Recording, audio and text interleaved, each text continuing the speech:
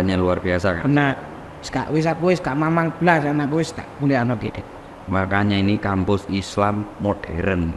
Ini tadi makanya dari Nadimin ini merubah peradaban. Anakmu ya beradab. Statementnya Pak RT tadi itu, Unisma sebagai kampus Islam modern, itu diungkapkan oleh Pak Jokowi ketika Pak Jokowi datang ke sini. Beliau merasakan aura, dan ketika masuk ke Unisma, beliau surprise banget. Itu, dan beliau katakan Unisma adalah sebagai kampus perguruan tinggi Islam yang maju dan modern. Nah, itu ya makanya kalau yang mau daftar cepat-cepat saja karena memang kan nanti pasti berebut maksudnya nih bro. Alhamdulillah. Di sini memang gelombangnya dan lain-lain bagi seluruh pemirsa dan yang anak-anaknya ingin dikuliahkan atau yang milenial yang masih bingung, wah ini tinggal nanti ke sini cari informasinya. Lihat kalau kuliah wis jalunan dulu wis keturun. Jadi kita memang Pak RT mengakomodasi terhadap talent-talent mahasiswa ya. Jadi di sini kita siapkan ada 18 unit kegiatan mahasiswa. 18 unit kegiatan atau UKM ya. Bagi pengembangan. Oh iya, bakat dan minat. Tetapi masih kita tambahi lagi social capital yang lain, termasuk juga talent-talent dan tadi saya sampaikan rumah kreatif mahasiswa, ruang ide dan sebagainya itu. Dan supporting pembiayaan terhadap organisasi itu puluhan juta masing-masing UKM itu supaya berkembang, itu ya, supaya berkembang pesat.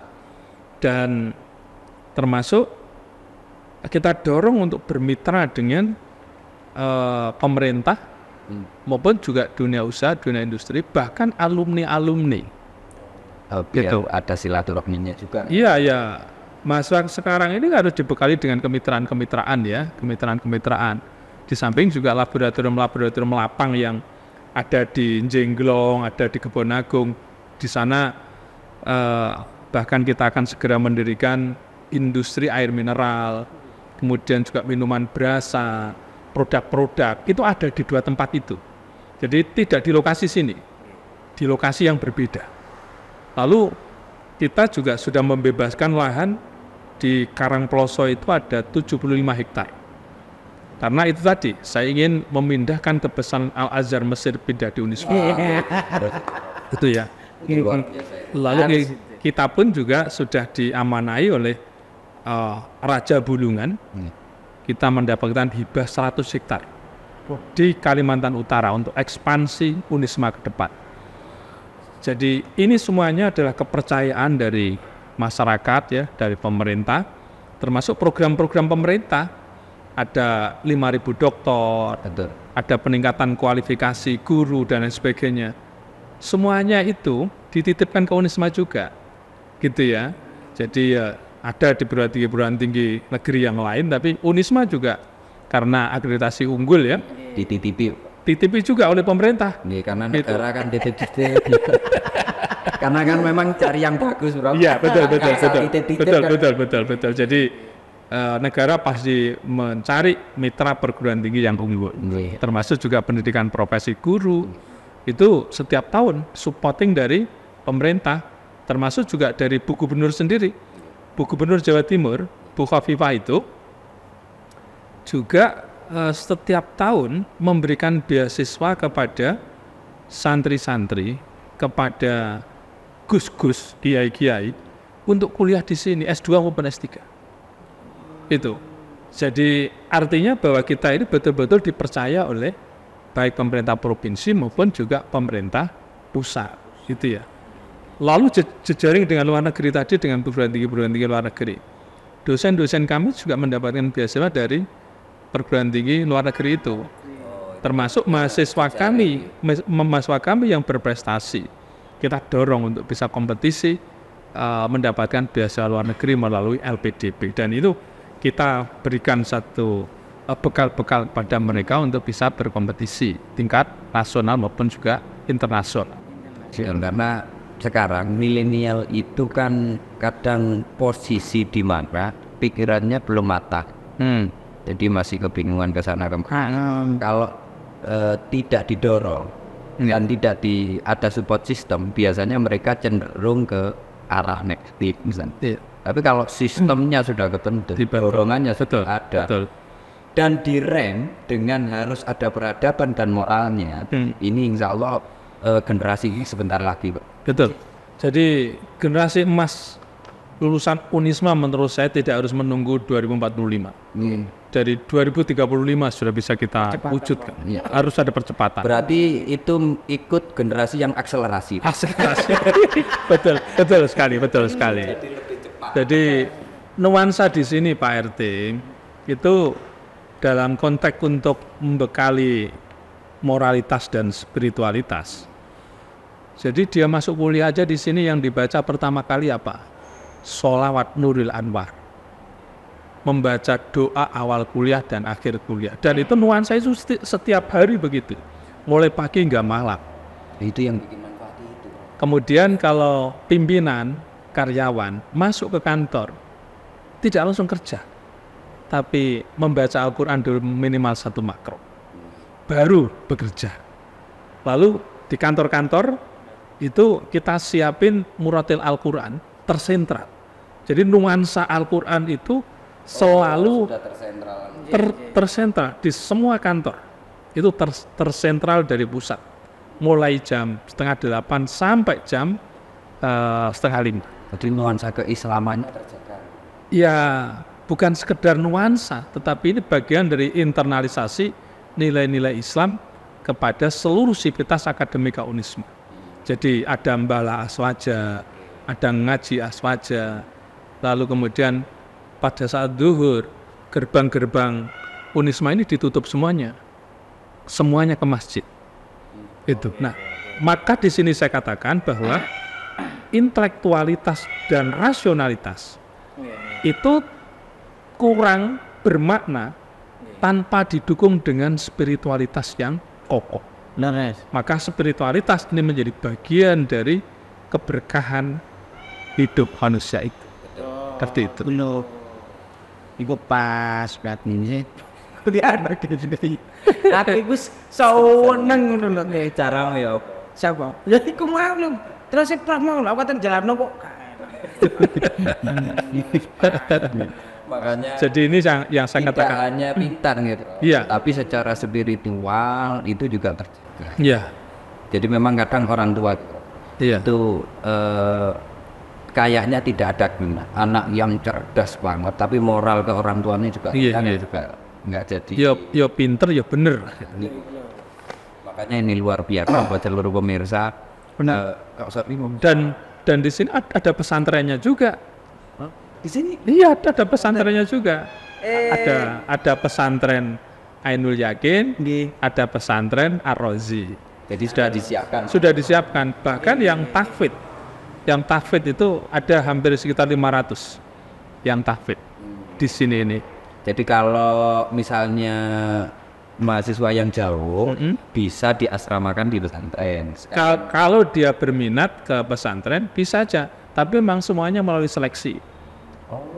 Jadi tidak bisa kemudian daftar langsung diterima, itu enggak. masih seleksi. Karena kapasitas yang kita miliki untuk yang pesantren Ainul Yakin itu sekitar 1.500 untuk daya tampungnya. Sedangkan untuk yang kedokteran itu sekitar 150 daya tampungnya. Dan ketika dia masuk, karena penerimaan mahasiswa baru kita ini kan rata-rata 3.500 ya per angkatan, dan mahasiswa kita ini totalnya 17.000, dan ini mesti harus kita seleksi. Pada saat dia di pesantren, inilah yang kita siapkan untuk menjadi leader-leader di UKM-UKM, untuk menjadi leader-leader di organisasi-organisasi kemahasiswaan, seperti itu. Untuk ini juga biar teman-temannya kader. Betul. Jadi nuansa menebar kemaslahatannya. Apalagi Pak RT dan Pak Ansip kalau hari Rabu minggu pertama misalnya datang ke Unisma, nuansa Al-Quran itu kelihatan sekali. Karena apa? Khotmil Quran itu bukan hanya di satu tempat, Di puluhan tempat di kampus kita ini ada hall-hall, ada ruang-ruang kecil saja digunakan untuk khotmil Quran di situ. Dalam 1 bulan sekali pas hari Rabu minggu pertama. Makanya hari Rabu minggu pertama jangan kesini nanti sama kepanasan. Daripada panas, Pas sampai arep aku sing dino kene wis panas nemen. Dikira aku cip. Jadi makanya ini luar biasa. Ya, kalau Al-Quran kan dingin mestinya kan? Kan bukan panas. Karena ini golongannya. Jadi nah, kerantung ke sini itu kan panas. Arah. Aku jadi volker. Jadi ini luar biasa, kita jadi mengerti orang tua juga tenang. Iya, tenang saja. Khawatir. Nggak khawatir, dan di sini juga full fasilitas, dan tidak hanya fasilitas di ruang Dan di perpustakaan kami seperti tempat wisata. Sakit. Iya, nuansanya itu nuansa wisata menyenangkan. oh biar baca juga Nah, kesan. ketika kami berkunjung ke Australia, kami kunjung ke Jepang, ke Cina, ke Kanada, ya, ke Taiwan, dan di berbagai negara yang pernah saya kunjungi di Rusia dan sebagainya. Itu saya pulang, kan muncul inspirasi, Nggih, pasti. muncul imajinasi.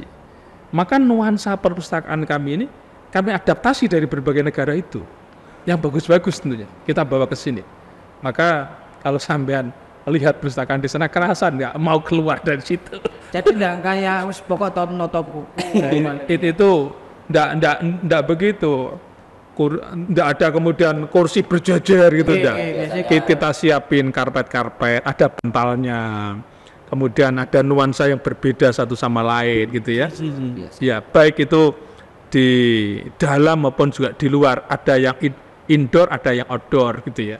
Udah kita siapin di situ. Bahkan di top floor di lantai 4-nya itu di sana pengembangbiakan anggrek, yang pengembangbiakan anggrek itu kualitasnya kualitas ekspor.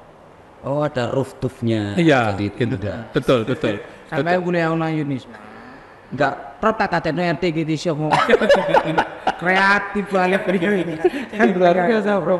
Ini makanya kita kepingin cepet-cepet tahu perpusnya karena kan ada bantalnya. Ya tak batalnya. Ya tetap aja loh sih. Pokoknya seluruh pemirsa khawatir iya di Wisma saja karena Unisma Malang ya. ini ya. Itu sudah yang kadang. Iya karena Universitas Islam Malang ini kampus Islam modern luar biasa, tidak hanya Jejaring nasional internasional. tidak hanya dengan akreditasinya unggul, tapi ini jaringannya memang internasional gitu. Ini luar biasa. Makanya kira usah kayak luar negeri gitu. Kayaknya. Benar. Jadi ketika ada seorang direktur dari Jakarta sana datang ke sini dan foto, kemudian di-share ke teman-temannya. Itu sama di negara mana gitu kan? Pasti yang tanyakan dengan itu ya. Iya. Bukan di kamu itu negara mana. Makanya ini luar biasa. Alhamdulillah, terima kasih. Iya, sama-sama. Sukses selalu. Pak RT, Pak Ansip. Nanti kapan-kapan profesor yang kita undang ke RT kita. Siap. RT kita ada perubahan. Untuk mendevelop RT ya. Ya seluruh pemirsa kita terima kasih. Kita ketemu lagi di podcast TV 9. Mohon maaf. Assalamualaikum warahmatullahi Wabarakatuh. Waalaikumsalam.